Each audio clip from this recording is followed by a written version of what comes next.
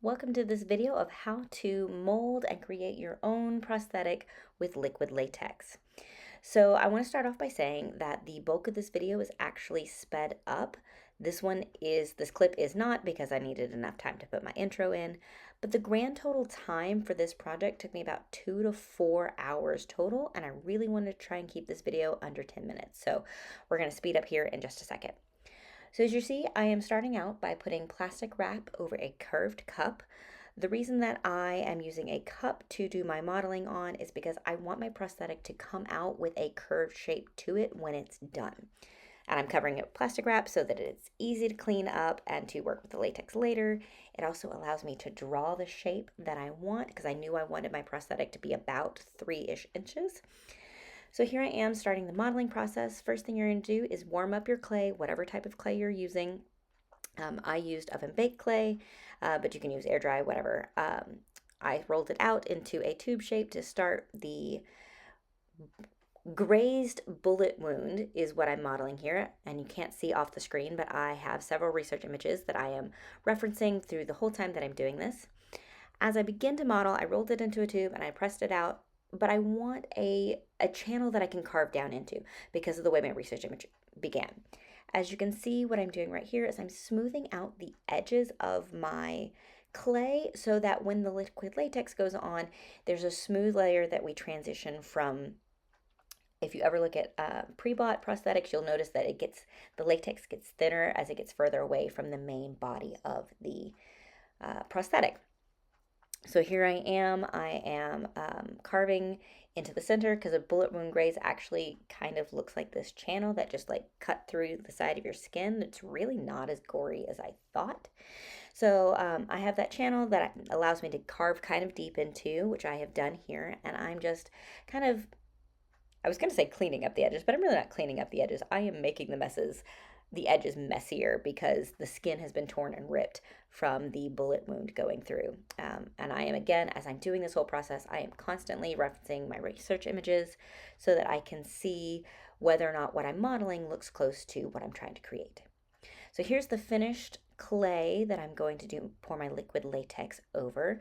As I am taking a close look at this, I'm using the light from my lamp to notice that there are some really deep heavy shadows on the end, which tells me that I need to smooth those edges out a little bit. Because if you have a hard edge on your clay, the latex is going to hold that edge and it's not going to be a smooth transition from your built up area to the outer edges. Your latex appliance just looks a lot better if you've got that smooth line of transition in there. So here I am smoothing it out. And let's get started with latex. So when you are using liquid latex, latex does have a shelf life.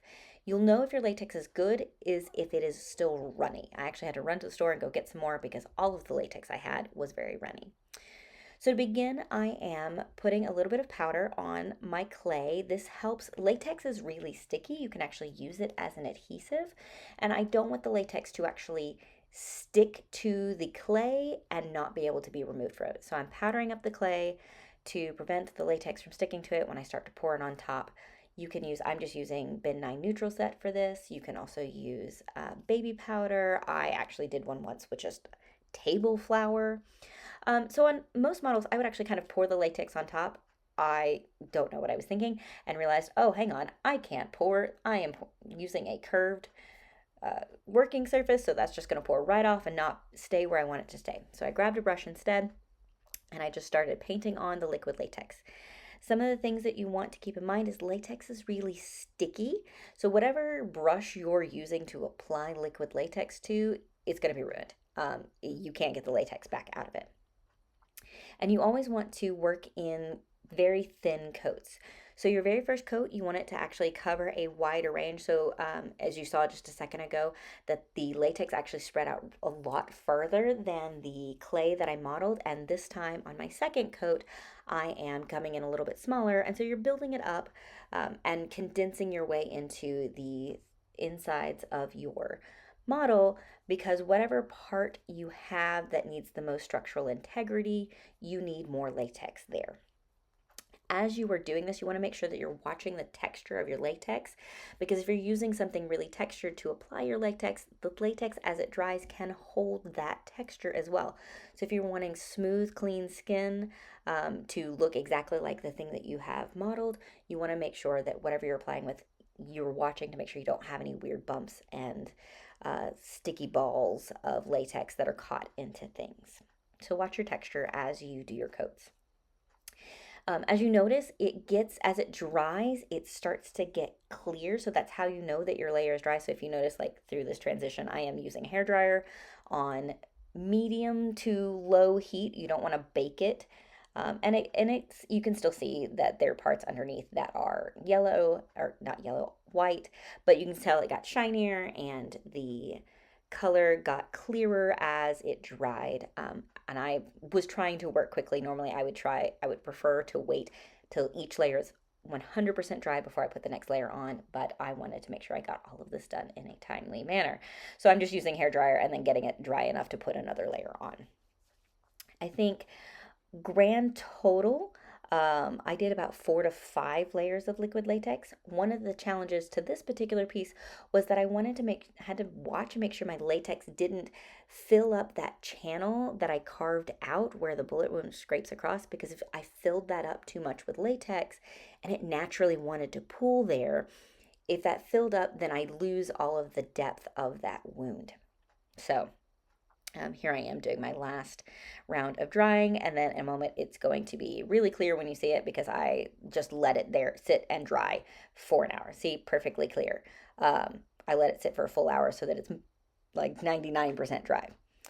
So now it's dry. I've put in all the layers I want. I think that this is going to be thick enough. So now it's time to powder it again, because as I said earlier, latex is really sticky. You can use it as an adhesive.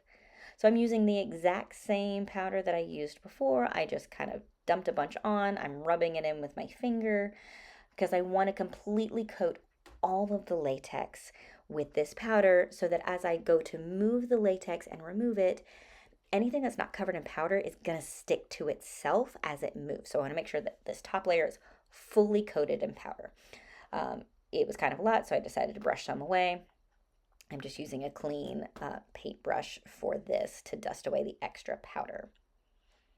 And in a moment, I'm going to start trying to get the prosthetic completely off.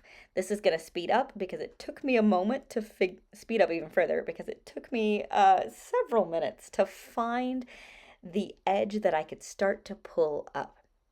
It's one of the challenges sometimes with pulling up a latex appliance, especially on this one, because the latex wanted to run everywhere around my curved edge. So here we go. We're about to get faster. I pour out a little bit of neutral powder so that as I find an edge I can immediately put the powder underneath so that it's not sticky. And here we go, right about there it is. Now I found it.